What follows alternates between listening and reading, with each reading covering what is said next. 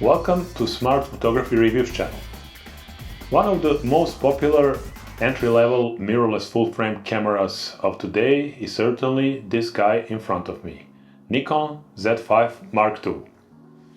So I thought it would be a great idea if I made a complete, comprehensive, detailed tutorial and walkthrough about all of its settings and features, so I can help you out, familiarize better with this excellent little camera. It will be divided into several parts. The first part will be about external features and controls of this little camera. So without further ado, let's get on with it. So let's start with the front side of the camera first. On the front you have just a few buttons and controls. The major one is this lens release button, which is used to mount your lenses on your Z-mount camera. So let's do that. I have one lens here beside me, Nikon Z5II f2.8 pancake lens, which will fit very good on this little camera.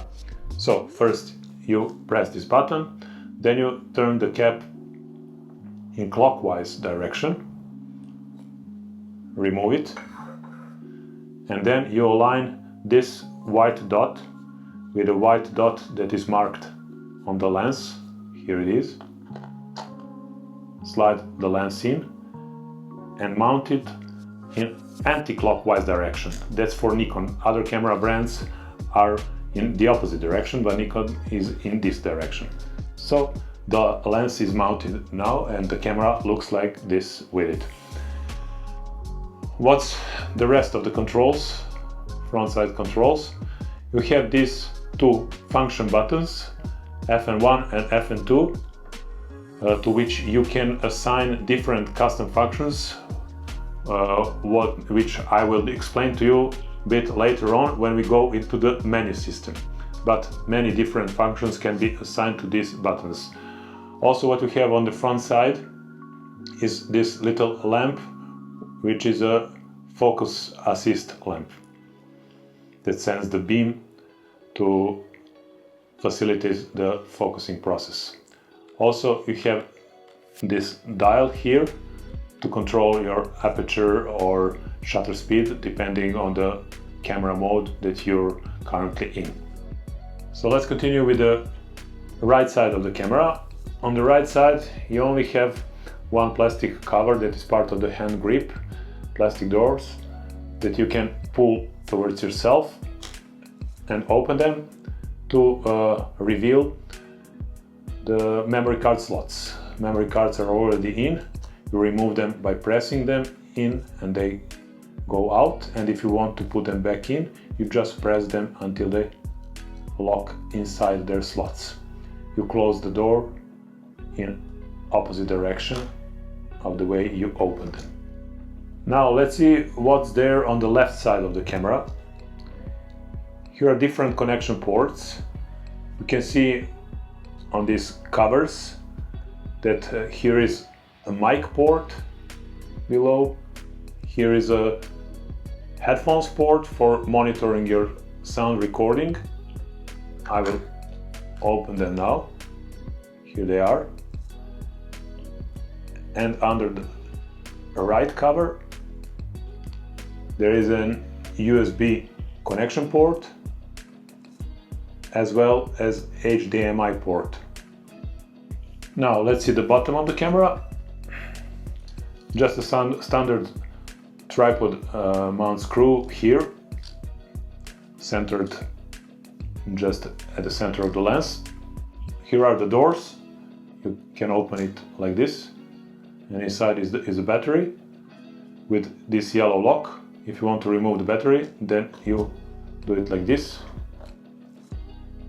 Push that little yellow lock and battery goes out, and if you want to slide it back in, you do it the opposite way and close this little door, and that's about the bottom of the camera.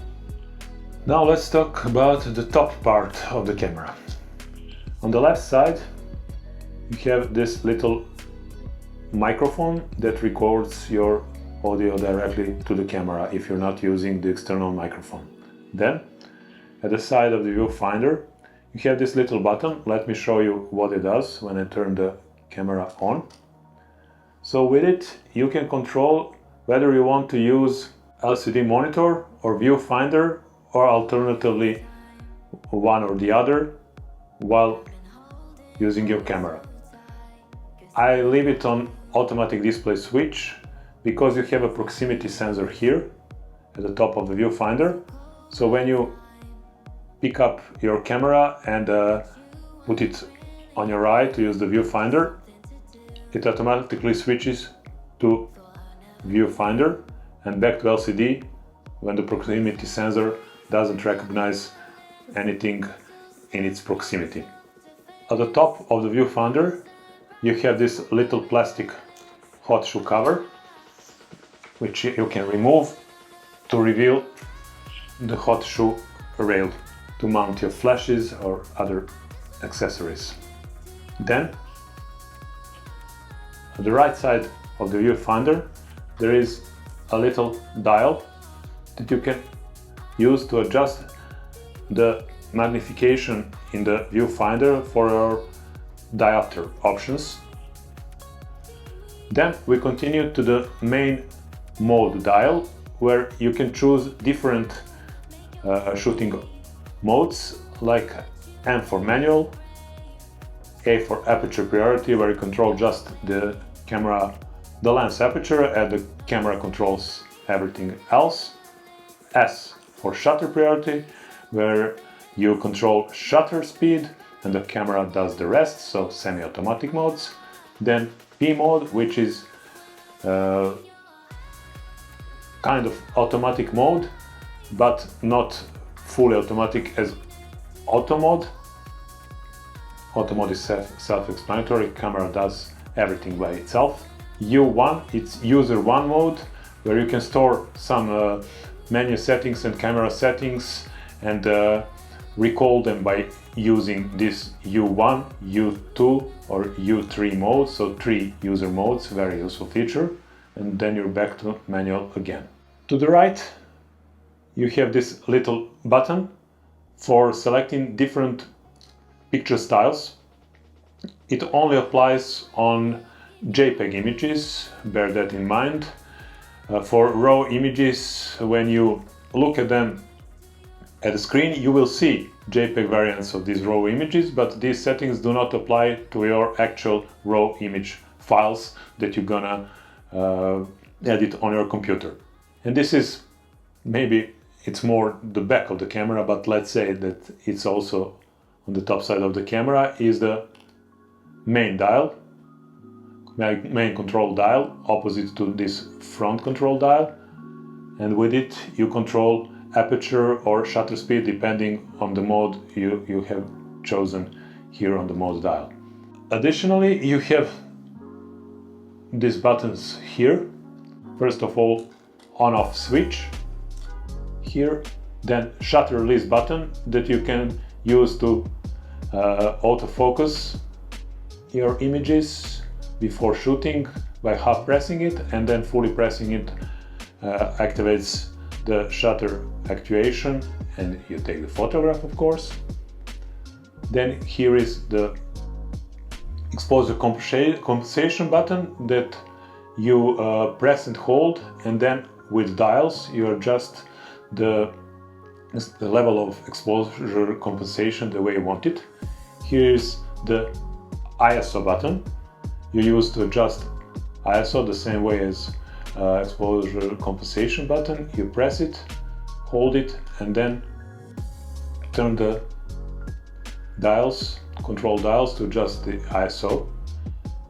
And last but not the least is this little video recording button that you start your video recordings on or turn them off. But to start them, you have to be here on a video mode with this switch, which chooses are you in photo mode or video mode. Now let's see what's on the back side. Of course, the biggest part of the back side is taken by this LCD screen, which is fully articulating, so we can turn it around for vlogging, selfies and stuff like that, or we can use it like a protective cover of your camera and put it this way so you don't scratch your LCD. But for now I will put it so we can see it, and I will turn the camera on so I can tell you about other buttons.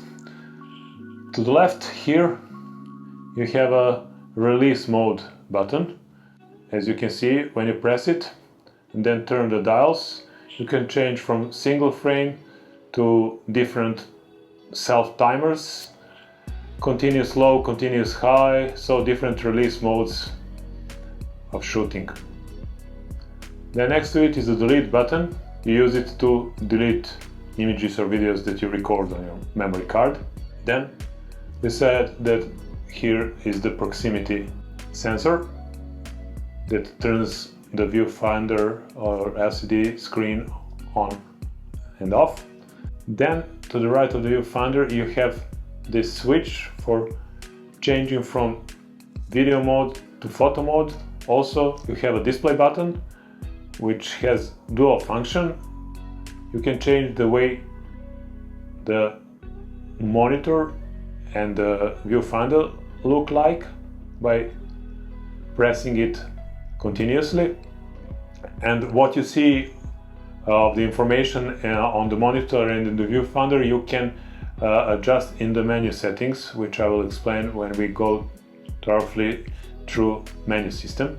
Then we have AF on button, to which you can assign different functions for custom menu, which I will explain to you when we go thoroughly through menu settings.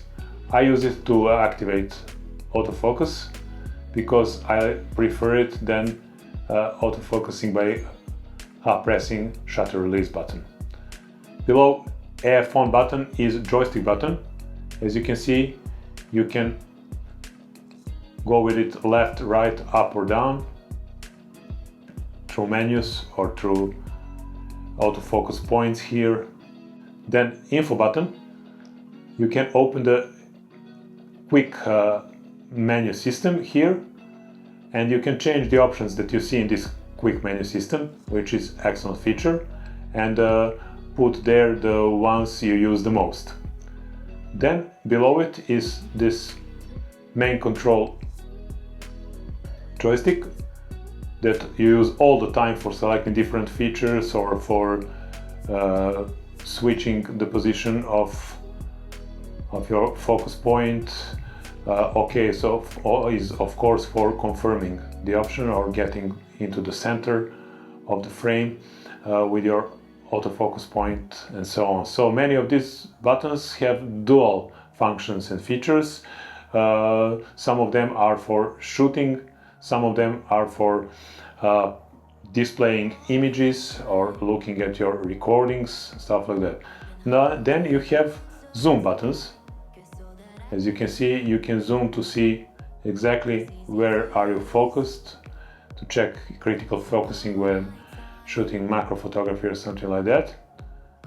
Then you have a menu button here that you use to enter into menu system, and we'll go with menus in detail in different video. Also, this minus zoom button has its dual functions when you get into the menu. And then let's see, here is the question mark on the LCD screen. You press this and then you get additional information about the menu, so it has also dual function. As you can see, here is zoom minus, then grid. When you're looking at your images like this, you can zoom backwards and see the grid of everything that's in there.